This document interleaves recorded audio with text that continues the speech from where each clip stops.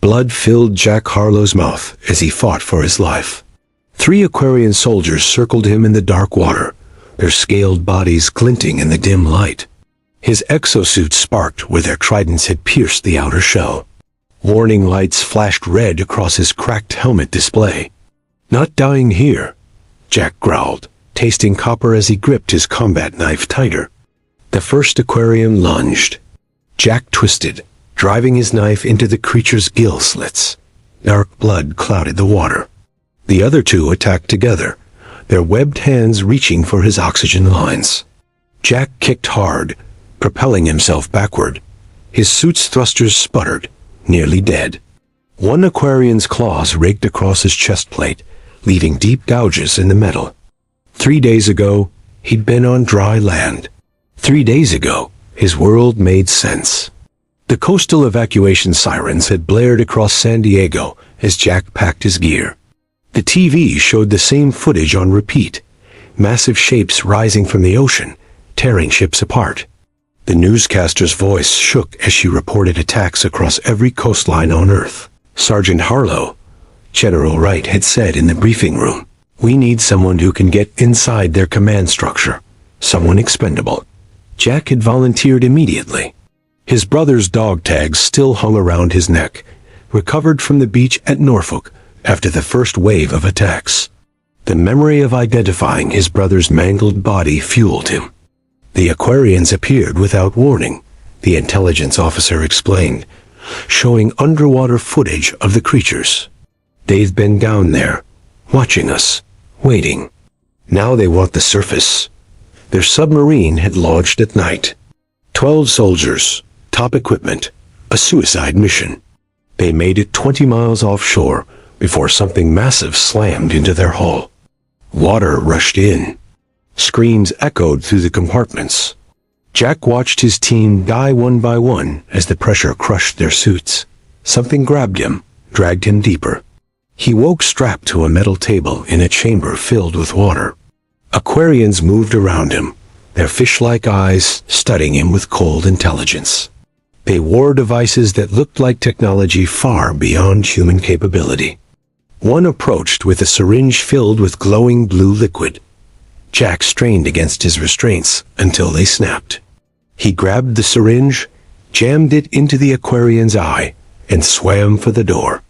Alarms wailed as he fought his way through the underwater facility. His lungs burned inside his damaged suit. Each corridor looked the same. Curved walls made of some strange metal, glowing algae providing eerie light. Now, cornered by the 3 guards, Jack knew he was out of options. His oxygen gauge blinked at 2%. The knife in his hand seemed pathetic against their weapons. The largest Aquarian made a series of clicking sounds. The others backed away slightly. It was giving orders. Jack lunged first this time, driving upward with the last power in his thrusters. His knife found the leader's throat. They tumbled together through a doorway, into a massive chamber. Jack's eyes widened as his vision cleared. The knife fell from his hand. Hundreds of glass tanks lined the walls. Inside each floated a human body, tubes and wires connected to their skin. Surgical tools hung beside each tank. But it was the tank directly in front of him that made Jack's blood freeze. Inside, half transformed with scales already growing across his chest, was his brother. His eyes opened, looking directly at Jack, still alive. Jack pressed his hand against the cold glass. His brother's eyes tracked the movement. Recognition flickered in them. "Steve," Jack whispered. "You're alive." The moment broke as alarms blared through the facility. Red lights pulsed along the walls. Jack spotted a control panel near the tanks. He stumbled toward it, his damaged exosuit wheezing with each step. The panel had strange symbols, but Jack recognized a communications array.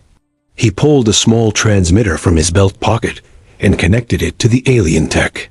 His fingers moved quickly, sending coordinates and a brief message to human command. Aquarian base located. Humans being transformed. "Send strike team." A harsh voice cut through the room. "The signal won't reach the surface." Jack spun around.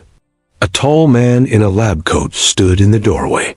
He looked human, but something about his eyes seemed wrong. Too cold, too calculating. "Who are you?" Jack demanded, raising his knife. "Dr. Alan Pierce. I created them." The man walked calmly into the room, stepping over the dead Aquarian without a glance. "The Aquarians are my life's work." Jack's mind raced. "That's impossible." "They attacked us." Pierce laughed. "No, Sergeant Harlow. We attacked them first. Decades of pollution, ocean warming, nuclear tests. We poisoned their home." He gestured to the tanks. "This is just their response." More Aquarians appeared behind Pierce, weapons ready. Jack backed against the control panel. "Why am I here? Why my brother?" "Your family has genetic markers we need. Adaptability, resilience." Pierce approached one of the tanks. "The transformation process is usually fatal. Your brother survived. You will too." Jack lunged at Pierce, but two Aquarians grabbed him. Their wet, scaled hands crushed his arms. His suit cracked under the pressure. "The world you know is ending, Sergeant," Pierce continued. "The ice caps are already melting. Soon we'll flood the continents. A cleansing." They dragged Jack toward an empty tank. He fought wildly, but his strength was fading. His oxygen levels critical. Suddenly, one of the Aquarians made a strange clicking sound. It drove a blade into the other guard's neck. Black blood sprayed across the floor. "Come with me," the Aquarian said in perfect English. "Now." Jack hesitated, looking at his brother. "We can't save him yet," the Aquarian said. "But if you die here, he dies too." Pierce shouted orders. More guards rushed into the room. Jack and the Aquarian ran through twisting corridors. Water leaked through cracks in the walls. The facility groaned like it was alive. "Who are you?" Jack gasped as they ducked into a maintenance tunnel. "My name is Krell. I was human once." The Aquarian's gills fluttered. "Pierce's first successful experiment, 20 years ago." They reached a small docking bay with a single submersible. Krell pushed Jack toward it. "Pierce betrayed both our species. The original Aquarians wanted peace. He corrupted them." Alarms screamed louder. Heavy footsteps approached. "Why help me?" Jack asked. "Because you can stop him." Krell handed Jack a small device. "This contains everything. The truth about Pierce, about the program." Guards burst into the bay. Krell shoved Jack into the submersible and sealed the hatch. Through the viewport, Jack watched Krell fight the guards as the sub automatically detached. A small craft rose toward the surface. Jack clutched the device, his mind reeling with what he'd learned. The sub broke through to open air near a coastal military outpost. But as the shoreline came into view, Jack's hope turned to ash. The outpost was in flames. Human bodies littered the beach. And walking among them were soldiers in American military uniforms, helping Aquarians gather the dead. Jack abandoned the submersible half a mile offshore, swimming through debris and bodies. His damaged exosuit barely kept him afloat. The coastal outpost burned against the night sky, orange flames reflecting on black water. He dragged himself onto a deserted stretch of beach, collapsing on the wet sand. His lungs burned. His muscles screamed. But he couldn't stop. A noise made him roll behind a chunk of concrete. Flashlight beams swept the beach. Human voices called out. "Any survivors, report for evacuation and medical treatment." Jack stayed hidden. After what he'd seen, he trusted no one. The patrol passed. Jack moved inland through the ruins of what had been a small coastal town. Buildings stood as empty shells. Cars lay abandoned. The smell of smoke and death hung in the air. A hand grabbed his shoulder. Jack spun, knife ready. "Easy, soldier." A woman in torn combat fatigues raised her hands. "Lieutenant Samantha Reeves, 5th Marine Division." Jack kept his knife up. "Prove you're not with them." She showed him a fresh wound on her neck. The traitors have marks on their necks. Pierce's control devices. Jack lowered his weapon slightly. How do you know about Pierce? Follow me, she said. Not safe here. She led him through the ruins to a hidden bunker beneath a collapsed gas station. Inside, a dozen soldiers and civilians huddled around equipment salvaged from military outposts. Maps covered the walls. Weapon caches lined the corners. We're what's left of the resistance in this sector, Samantha explained. Most military commands are compromised. Jack connected Krell's device to their computer. Files appeared on screen. Classified documents, videos, research notes. Pierce was running a Black Ops program called Deep Blue, Jack explained as they watched. They found something in the Mariana Trench in the 90s. Not Aquarians. Something older. The screen showed underwater footage of a massive structure, clearly artificial, deep on the ocean floor. Pierce made first contact. Then he started experimenting, creating hybrids. The real Aquarians were peaceful. Pierce's creations aren't. Samantha pointed to another file. What's this? Jack opened it. Schematics for a weapon appeared. Our scientists developed this before we lost contact, Samantha said. It disrupts the neural patterns in Pierce's hybrids. But we need someone who can get close enough to use it. Jack thought of his brother, trapped in that tank. I'll do it. You won't survive underwater long enough, Samantha argued. Your suit is wrecked. A scientist stepped forward. Unless we modify him. Hours later, Jack lay strapped to a table, fighting screams as needles injected burning liquid into his veins. The procedure felt like fire, spreading through his body. Your cellular structure is changing, the scientist explained. This will let you breathe underwater for short periods. Like the first-generation hybrids. Jack's skin burned. His vision blurred. He saw his brother's face, half transformed in that tank. When it ended, Jack felt different. Stronger. His senses sharper. He could feel water in the air. Taste salt from miles away. The attack team is ready, Samantha said as Jack dressed. We hit their communications hub tonight. The mission was simple. Destroy the hub, disrupt the Aquarian network, and find more intel on Pierce's plans. They moved through the night toward the coast. 20 soldiers, the best of what remained. As they approached the water, an explosion lit up the sky behind them. Our bunker, Samantha gasped. A soldier ran up to them, blood streaming from a head wound. We've been betrayed. Someone sent our location to the enemy. Jack turned to Samantha, suddenly uncertain. Her hand moved to her neck, covering a spot he hadn't noticed before. When she smiled, her teeth looked sharper than they should be. Jack tackled Samantha to the ground. Her skin felt cold, clammy, not human. When? He growled, pressing his knife to her throat. When did they take you? She hissed, her face twisting into something inhuman. 2 days ago. Pierce wants you alive, Jack. The other soldiers raised their weapons, unsure who to trust. The wounded messenger pulled his gun. She led the attack on our bunker. She's one of them. Samantha's arm shot out, impossibly fast. Her fingers punctured the messenger's chest. Blood sprayed across the sand. Chaos erupted. Gunfire lit up the night. Jack rolled away as Samantha's body changed, scales rippling across her skin. 3 more soldiers revealed themselves as hybrids, attacking the humans. Jack fought through the confusion, slashing with his knife. His new abilities made him faster, stronger. He could sense movement in ways he never could before. When it ended, only Jack and 4 human soldiers remained alive. Samantha's body lay at his feet, black blood seeping into the sand. The mission's blown, a soldier named Carter said. We need to fall back. Jack shook his head.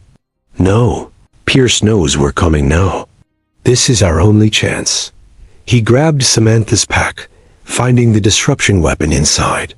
It looked simple, a metal cylinder with a trigger mechanism. I'm going alone, Jack decided. The rest of you find any survivors from the bunker, Carter argued, but Jack was already moving toward the water. The ocean called to him now, a pull he couldn't explain. His modified body craved it. Jack waded into the waves. His lungs burned as he submerged, then suddenly shifted. He could breathe. The sensation was strange, not like air, heavier, but his body accepted it. He swam deeper, following coordinates from Krell's device. The communications hub was built into an underwater ridge, disguised as natural rock formation. Guards patrolled the perimeter. Jack moved silently through the water, his body adapting to the pressure. He took out 2 guards with his knife, before they could sound alarms. Inside the hub, Aquarian technicians monitored massive screens, showing coastlines worldwide. Jack recognized Miami, Tokyo, Sydney, all under attack. The war was spreading. He planted explosive charges at key points and moved toward the central chamber. According to Krell's intel, this facility connected to Pierce's main base. A heavy door blocked his path. Jack placed the last charge on its hinges. The explosion ripped through the water, alarms blaring as the door fell. Inside stood a nightmare from his past, his brother. Steve Harlow's transformation was complete. Gills lined his neck. Scales covered his body. But his eyes, they were still human, still aware. "Steve," Jack whispered. His brother attacked, moving with frightening speed. Jack defended himself, unwilling to strike back. They crashed through equipment, sending Aquarian technicians fleeing. "It's me, your brother," Jack shouted as Steve's webbed hands closed around his throat. Something flickered in Steve's eyes. Recognition. Pain. His grip loosened. "Jack?" The voice was distorted, bubbling through water, but unmistakably his brother's.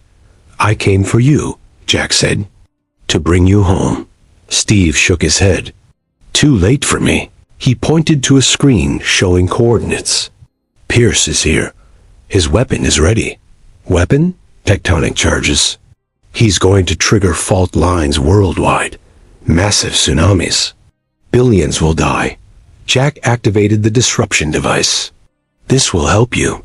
Clear Pierce's control." Steve pushed it away. "Won't work on me. I'm too far gone." He grabbed Jack's shoulders. "But I can get you into Pierce's facility." Explosions rocked the hub as Jack's charges detonated. Water rushed in from breached sections. "We have to go now," Steve said, pulling Jack toward a small transport vessel. As they escaped the collapsing hub, Steve turned to Jack, his expression grim. "There's something else you need to know about Pierce. He's not human. He never was." The transport vessel cut through dark water, diving deeper than any human submarine could survive. Jack felt pressure building in his ears, his modified body straining to adapt. "Pierce is ancient," Steve explained, his webbed hands guiding the controls. "He was here before humans evolved. His kind watched us grow, studied us." Jack struggled to process this. Why attack now? Climate change. Your weapons. He believes humans failed as a species. Steve's gills fluttered. Some Aquarians disagree. They're fighting him too. The vessel approached a massive structure built into an underwater mountain. Lights glowed from within, illuminating the water around it. Guards patrolled in organized patterns. "I can get you inside," Steve said. "But then you're on your own." Jack checked his weapons. The disruption device. His knife. A few explosives. Not enough. "The control room is at the center," Steve continued. "Destroy it, and the weapon fails." They docked at a maintenance entrance. Steve entered codes into a panel. The door opened. "They trust me. I'm Pierce's success story." Bitterness filled Steve's voice. "You have 30 minutes before the first charges detonate." Jack gripped his brother's shoulder. "Come with me." Steve shook his head. "I can't. The transformation ... He touched his gills. "Water is my home now." They embraced awkwardly, brothers separated by more than just biology. "Find the moderates if you survive," Steve said. "They want peace." Jack slipped inside. The facility was massive, corridors branching in all directions. He followed signs he couldn't read, but somehow understood. Another gift from his partial transformation. Guards passed. Jack pressed against walls, holding his breath. His heart pounded. Each step took him deeper into enemy territory. He reached a large chamber filled with strange machinery. Scientists worked at control panels. At the center stood a massive device, pulsing with energy, the weapon. And beside it, Dr. Alan Pierce. Pierce looked different here. Taller, his skin faintly blue, eyes large and black. No attempt to appear human. Jack readied the disruption device. One shot at the control panel might be enough. He stepped into the room, device raised. Pierce turned instantly, as if sensing him. "Sergeant Harlow." "Right on schedule." Guards surrounded Jack. He triggered the device anyway. A pulse of energy shot toward the control panel. Pierce caught it with his bare hand. The energy dissipated harmlessly. "Primitive technology," Pierce said. "Did you think we wouldn't adapt?" Jack lunged forward, knife drawn. Guards grabbed him. Pierce approached slowly. "You've seen what's coming. The floods. The cleansing." Pierce gestured to screens showing coastlines worldwide. "It's already begun." Jack struggled against his captors. "Billions will die." A necessary correction. Pierce touched Jack's face. "Your species had such potential. But you chose destruction." Something moved in the shadows behind Pierce. More guards? No, different. Aquarians, but slimmer, with different markings. The moderates. They attacked suddenly, overwhelming Pierce's guards. Jack broke free in the chaos, charging toward the weapon. Pierce intercepted him. They crashed together, falling against control panels. Pierce was inhumanly strong, his hands crushing Jack's throat. "You can't stop evolution, human." Jack's vision darkened. His hand found an exposed wire from the damaged panel. With his last strength, he jammed it into Pierce's chest. Energy surged through them both. Pierce screamed, his body convulsing. Jack felt fire in his veins, his modifications overloading. He crawled toward the main control, dragging Pierce with him. The weapon was counting down. 20 seconds. Jack slammed Pierce's hand onto the scanner. The system recognized him. "Override," Jack gasped. "Self-destruct." The facility trembled. Warning lights flashed. The moderates retreated, dragging wounded comrades. Pierce's black eyes stared at Jack. "This changes nothing. The water will still rise. Maybe." Jack coughed blood. "But we'll face it together. As equals." The explosion started at the core, ripping outward. Jack closed his eyes, thinking of his brother, of the surface, of blue skies. 3 months later, a new coastal city rose from the water. Half submerged, half above water. Humans worked alongside Aquarians, rebuilding. In the central plaza, a statue stood. 2 figures, one human, one Aquarian, hands clasped. At its base, a simple inscription, "Jack Harlow. He gave us time." And deep below, in Aquarian technology beyond human understanding, a consciousness watched. Not quite human anymore, not quite gone. Waiting as the land and sea learned to coexist.